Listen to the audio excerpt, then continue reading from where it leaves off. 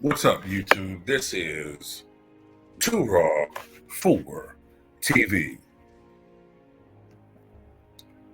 Well, one of the most peculiar things that's being noticed in this early 2024-2025 NBA season is the extraordinarily poor play of so-called Pacers star Tyrese Haliburton. Tyrese Haliburton had a breakout season last year, emerging as an all-star and all-NBA selection before leading the Indiana Pacers to the Eastern Conference Finals, where, of course, they eventually lost to the Boston Celtics. His emergence as a star prompted the franchise to acquire, during, I believe it was around the All-Star break, former All-Star Pascal Siakam. And the team is expected to contend this season, not win a championship, not probably go to the finals, but at least to be one of the top players, as well as Tyrese Haliburton. Unfortunately, it seems that things are off to a slow start, primarily because of Tyrese Haliburton's struggles. Tyrese Haliburton so far this season is only averaging 12.3 points per game, 3.3 rebounds, and 3.7 assists per game. Remember, this is a guy that I believe led the league in assists last year, and by a healthy margin.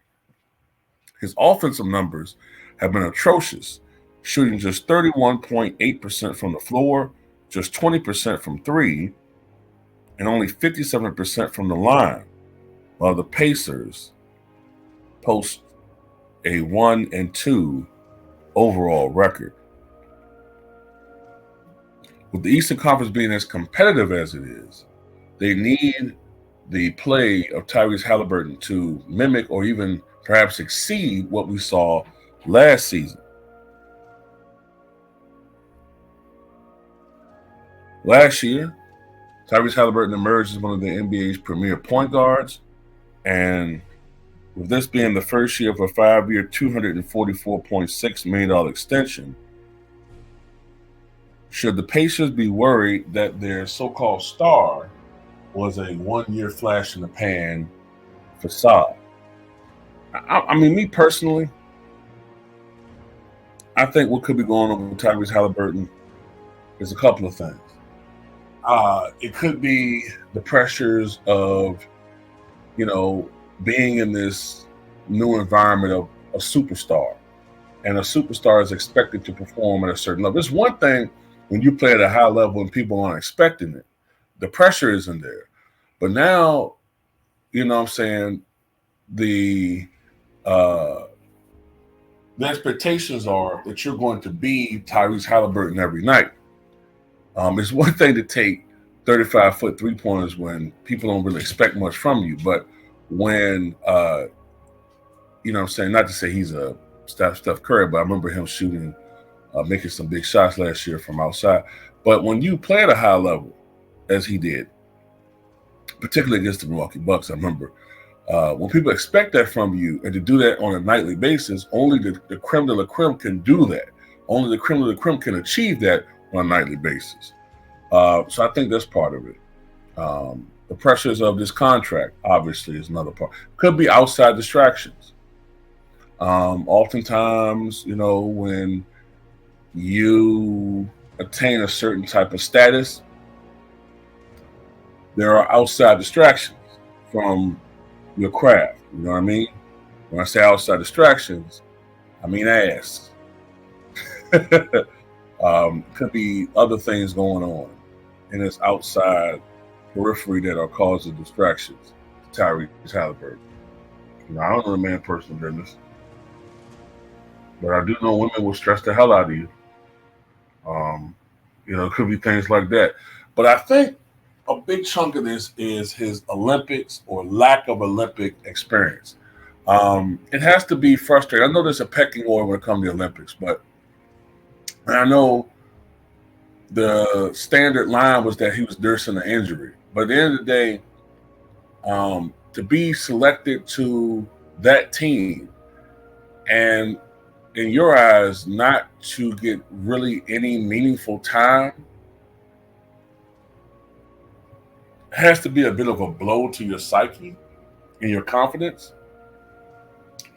And maybe that has crept over to the regular season. Maybe he's in a funk mentally. Maybe it's affected him.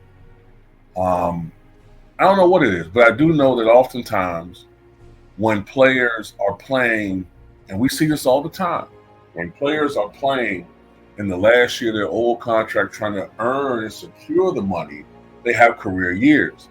But then oftentimes when they play in the first year of their new contract, oftentimes there is a setback, or there is a reverting back to inconsistency, or there's a lack of aggression and their level of play tapers off, which is why I believe most of these guys, virtually almost all of them, are overpaid. They're overpaid. They're the only one that really shoot threes. They don't play defense, and defense is effort. They don't want to put out the energy and expend on defense. They want everything catered to them. They get mad when certain calls don't go their way. They blame calls. They blame officiating. They don't play half the damn time. And they get furious when media criticize them in any way, shape, or form. But look, I wish him the best. I wish him the best, you know what I'm saying? I think this is temporary. I'm pretty sure that he's going to turn this around. He can't play this bad.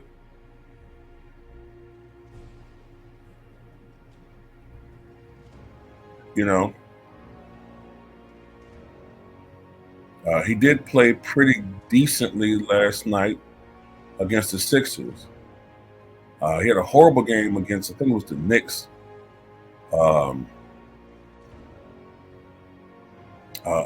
The other day, but he had a horrible game against them. I think it was 0 for 8, 0 for 7 for 3. But look, I think he'll turn us around eventually. And it could just be one of them things, man. It just could be one of them things where a player's just not really, he's not really totally focused mentally, I guess. Getting into sorts, getting into the mode of playing basketball, focusing, putting blinders on. I don't know. It just could also just be, shots just not falling. I don't know. Sometimes I think we overanalyze this shit. But I do think that he deserves some smoke. I'm just saying, I know certain players seem to be like they're exempt. They're exempt from criticism. And then when you do criticize them, certain people get irritated and upset and shit. But it is what it is. Oh, by the way, I see all you Russell Westbrook haters who were fucking quiet the last couple of years. Now that Russ has had a couple of bad games, you're real chirpy now.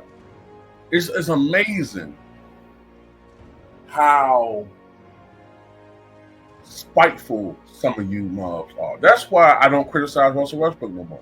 I won't do it. I don't care if he missed the first 400 shots of the season. I'm not going to criticize him because y'all are some of the most spiteful people I've ever seen in my life. This guy ain't played for the Lakers in going on 3 seasons this year. I think 3 seasons or 2 seasons at the very least. And you guys still mocking him, calling him Westbrook and all this stuff, even though he's a role player, right? You'll never acknowledge when he plays well. And then when he shoots badly, y'all the first person to disparage him. I hate each and every one of you. I'm talking about these extreme LeBron fans. I hate you. I don't care if you hate me, but I hate you because you seem to care about what I feel. I care nothing about what you feel. None of you.